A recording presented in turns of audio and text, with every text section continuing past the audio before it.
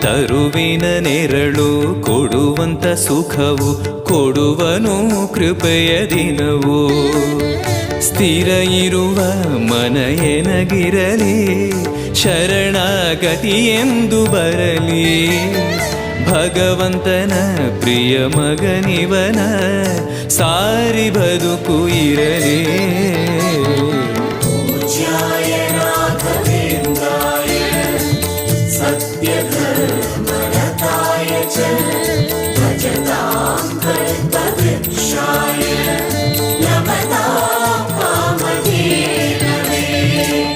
ಆಲಯವೆಂದರೆ ಮಂತ್ರಾಲಯವೇ, ಬೇರೆ ನಾ ಅರಿಯಲಾರೆ.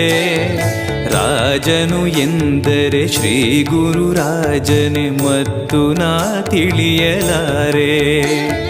ಆಲಯವೆಂದರೆ